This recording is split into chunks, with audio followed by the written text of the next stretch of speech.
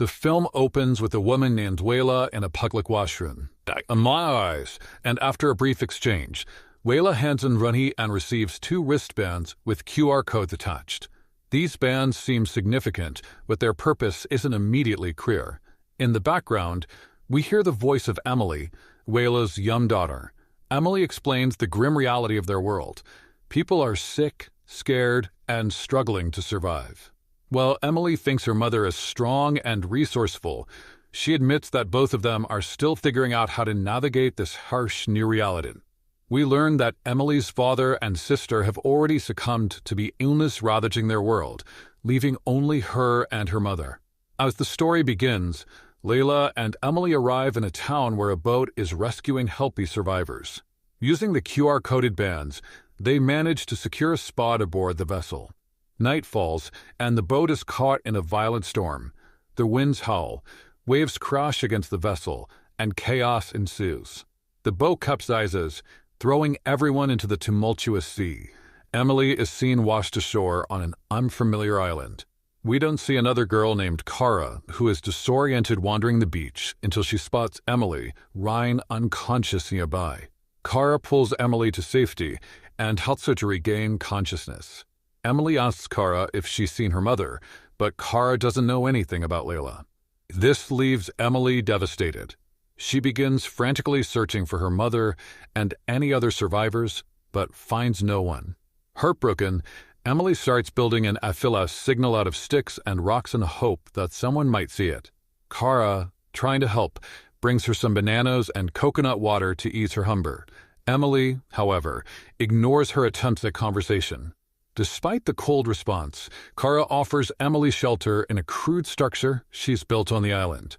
Emily refuses and chooses to sleep on the beach instead. The next day, Kara tries to catch fish to supplement their food supply, but her efforts fail. Emily, watching from a distance, critiques the technique.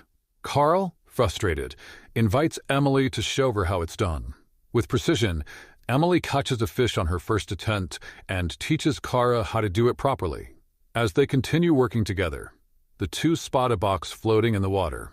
They retrieve it and discover it's filled with useful supplies, including items they can use to build a fire. For the first time since arriving on the island, they manage to cook a proper meal. That evening, as they sit around the fire, Emily asks Kara what she misses most. Kara confesses that she hasn't felt happiness in a long time. Her memories of the past are blurry, and she struggles to find meaning in her current life. Emily listens, but doesn't say much. The following day, Kara brings fruit to Emily, who is bathing in a stream.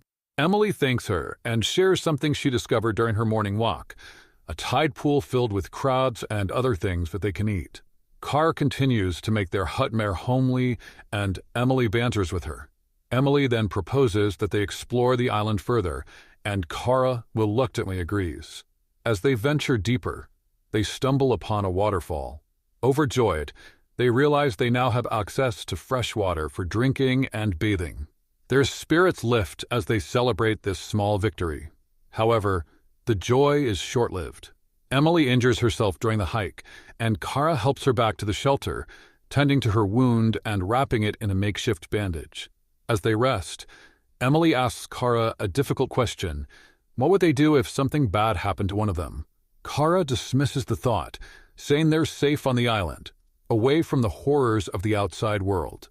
But Emily isn't convinced. She suggests they try to build a boat and leave, a suggestion that angers Kara. Frustrated, Kara leaves the shelter to wander the island alone. The next morning, Kara discovers a trove of useful items washed up on the beach. Overjoyed, she drags everything back to the shelter.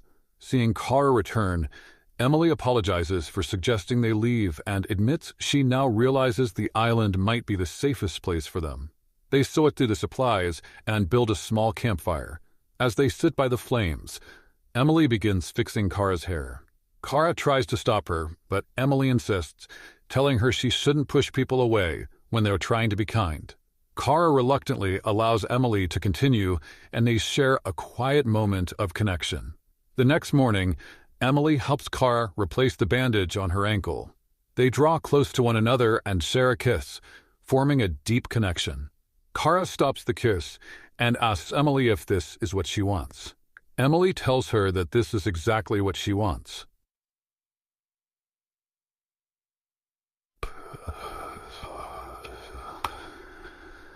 The two women end up sleeping together. As days pass, the bond between Emily and Kara deepens. Kara starts building a new hut and asks Emily for help, but Emily is busy writing in her diary. Annoyed, Kara snatches the diary and reads it. In it, she learned that Emily is afraid of being rescued because she doesn't want to be separated from Kara. Hurt by the invasion of her privacy, Emily confronts Kara, saying she would have shared her feelings in her own time. That night, the two sit by the campfire again, and Kara opened up about her past. She recounts how, during the outbreak, her family joined a compound where survivors tried to rebuild society. But as her 15th birthday approached, Kara overheard plans to force her into marriage to repopulate the earth. Horrified, she packed her belongings and escaped. She survived by playing poker to earn money before eventually ending up on an ill-fated rescue boat. Emily, moved by Kara's story, shares her own. Her father, a doctor, was one of the first to fall ill and die. Afterward, her mother took her and her younger sister into the forest to escape the disease. But at just 14, Emily's sister also succumbed to the illness.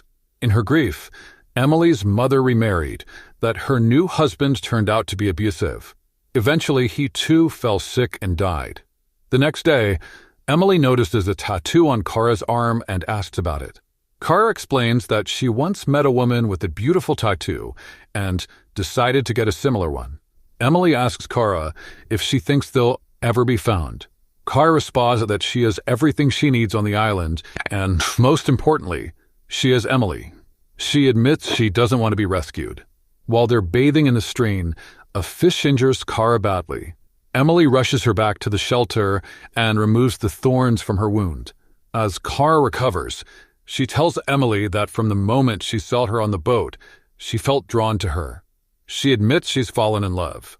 Wanting to do something special, Emily plans a surprise birthday celebration for Kara. The gesture deeply touches Kara, who tells Emily how much she values their life together on the island. Emily confesses that she feels like she's finally found peace and doesn't want to live a day without Kara. Their happiness is interrupted, however, when they hear the sound of a boat approaching.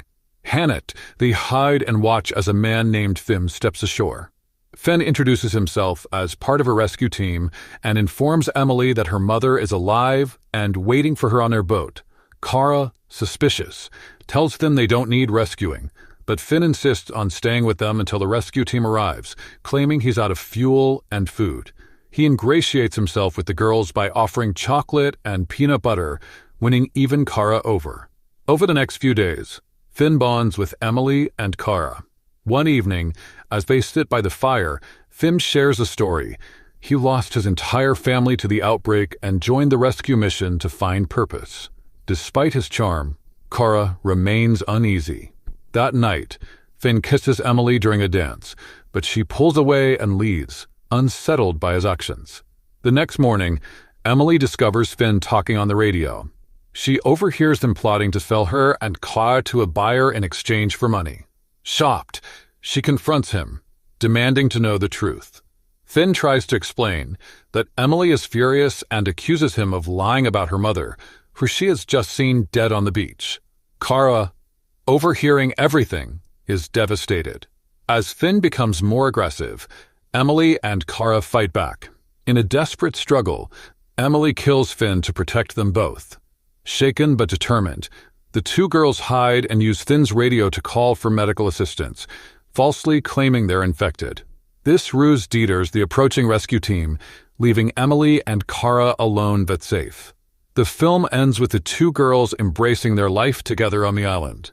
They've found solace and love in each other, proving that even in the bleakest circumstances, hope and connection can thrive.